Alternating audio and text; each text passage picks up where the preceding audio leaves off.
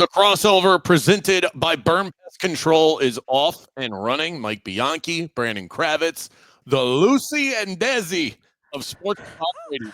Lucy, I'm home. Ricky, how was that? Did I do a good Lucille Ball? Ricky, can I be in the show? No, Lucy, you can't be in the show. Wait, was that? It sounded like your Lucy and your Desi were the same. We're the same. Maybe they were. Fun fact about me: I share a birthday with Lucille Ball. Really? August 6th. Yeah. Wow. So did not know that. It's my claim to fame. That and being related to Lenny Kravitz, of course. I wonder if she likes to announce, or when she was alive, if she liked to announce when her birthday was to the whole Are you world, kidding like me? She was a show woman. Of course she did. All right, Mike. I know that we're going to talk NBA draft. So do we have to? Well, yes, we have to. But I'll let you tee something up to me for that. My first question. Well, actually, I want to tee it up for you because I said this earlier in the week on our show. Is there any part of you, the Magic fan that you are, is there any part of you that wishes the Magic would go back to irrelevance when draft night was actually exciting and they were in the lottery and you were like, oh man, who we gonna get in the lottery, instead of, oh, we got the 25th pick. It probably won't even be in the rotation next year. All right. Any part of you that wishes the Magic were back in the lottery? No, not a No? I haven't thought about that once. Not a single bit of my being wants that. No, absolutely not. First of all, this is a very deep draft, so I do think you can get a rotational player at 25. We'll see if Jace Richardson becomes that. But Mike, this is do you feel that? Do you feel that breeze on your face? That is called the winds of change that is coming to the NBA. Okay. I did a fun exercise this week. I would like to run this down with you real quick. Okay, a lot to keep up by with. the way, are those winds of change? Are they blowing up your second apron? Yeah, they will eventually, yes. But originally they're cheap. Pacers and Thunder, that's the team that represented each conference in the NBA Finals. I looked at their top 6 players on their rosters and where they were drafted. And I'm just going to give you the draft spot rather than inundating you with all of the names, but just take my word for it. Top 6 players on both of these teams. 11th, 12th, 2nd, that was Chet Holmgren. Undrafted, 2nd round pick, undrafted, 12th overall, Tyrese Halliburton. 27th overall, Pascal Siakam. 31st, 14th, 11th, and undrafted, shout out to TJ McConnell. That is what represented the NBA Finals. We are now in an era in the NBA where it's a little bit more like the NFL, or if you have a good scouting department, you don't have to be picking top 5 in order to find talent that can help you win basketball games. So you should be excited about pick 25, and you should be excited that you're not in the lottery because it means that you don't suck. Okay. Where was SGA picked? He was 11th overall. Okay. Wow. J-Dub, Jalen Williams, second best player on the team, all NBA player, 12th overall pick. Lou Dort did not get drafted, and he's amazing. Alex Caruso has 2 championships. He went undrafted. I mean, it's amazing. Andrew Nembhard, 31st overall in the NBA draft. It's a different day because 10 years ago, 15 years ago, if you weren't picked inside of the top 10, good luck. You talk about a crapshoot. That's where the crapshoot started, was right around 11. Krabby Krabs, I'm gonna give you kudos. You've educated me a little bit. Oh, fantastic. I'm glad. I appreciate it. I can also give you my scouting report on Jace Richardson, or I can turn the page. It's up to you. How do you want this? No, turn the page. Turn the page. So my first question was going to be non-pro sports related, non-college sports related. In fact, I'm going all the way down to the youth league level. My 5-year-old. You're not counting Montverde Academy as youth sports, are you? Well, given the way this story is going to go, we are ways away from Montverde. My 5-year-old son, Owen, had his first basketball practice this week. And one of the dads was so insufferable that I almost got into an aggressive confrontation with him in the first practice of the year for 5-year-olds. What is you have older daughter children that have gone through youth sports, I'm sure. Because I don't know how my son handled it much better than me. What is the best strategy for dealing with obnoxious youth sport parents?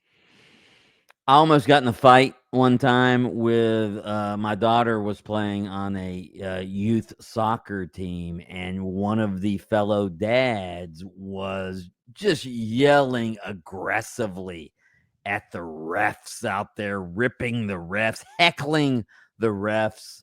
And I said, listen, these refs make no money out there. They're out there trying to help our kids. So let's settle down. This is youth sports. And I actually, at first he was like getting aggressive with me. And finally, some other parents sort of, said, yeah. Intervened.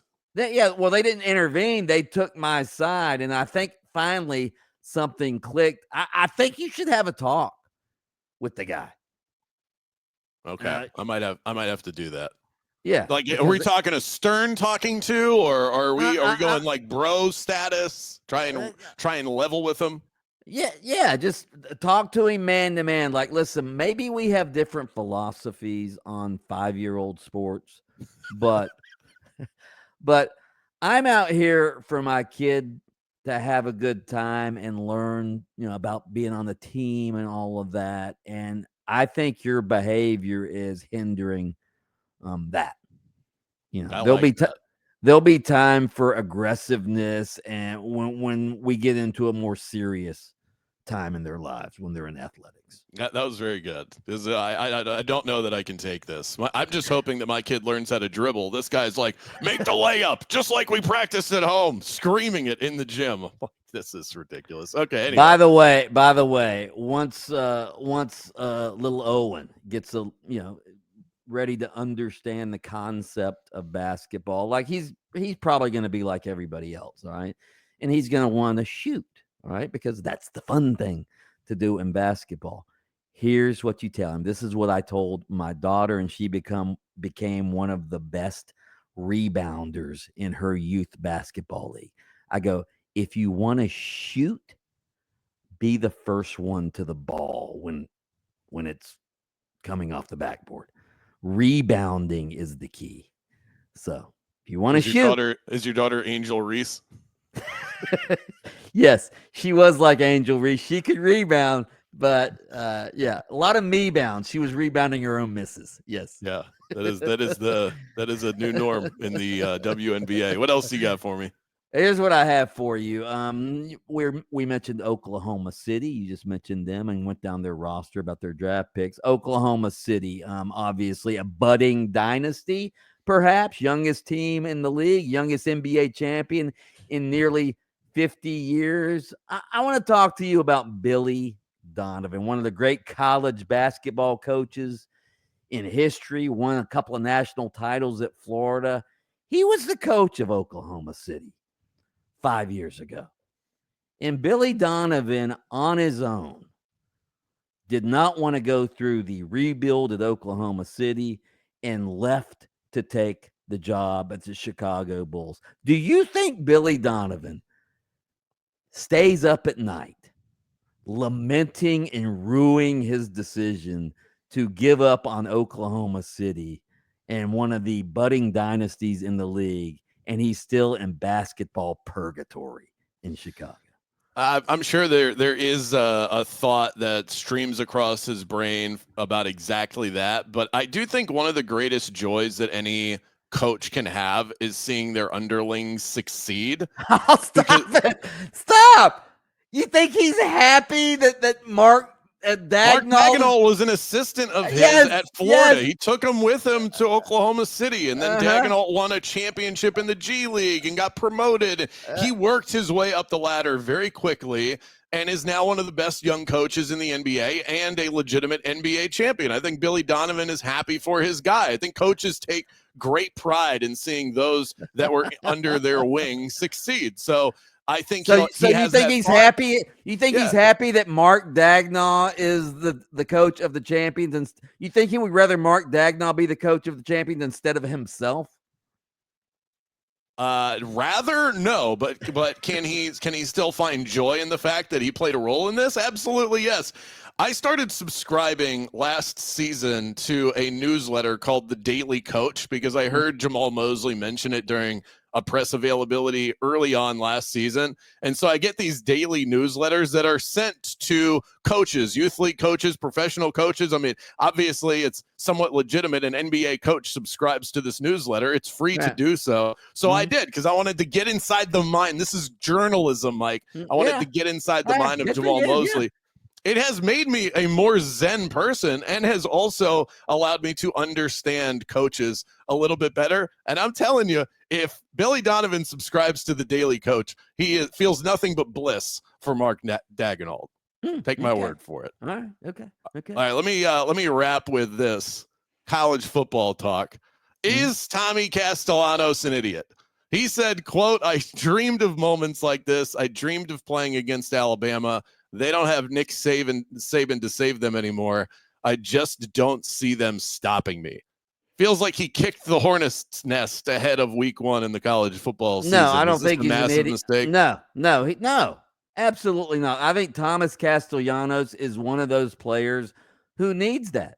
He's a guy who he signs with UCF, didn't get a chance, had to transfers to Boston College, sort of proves himself at Boston College. A new coach comes in, and Bill O'Brien, he's cast aside again. And guess what? He's now at Florida State. And I think he has a chip on his shoulder, and he has to be confident because if you don't have confidence in yourself, certainly nobody else has throughout his college career. So, no, I like Thomas Castellanos and the attitude he has. Sounds like somebody else has been reading the Daily Coach newsletter. I'll tell you what, Mike, if you and I ever have a show together in the future, I'm going to read the Daily Coach quote of the day. Oh, okay? I like that. You know how I love quotes. But for now, the crossover is over.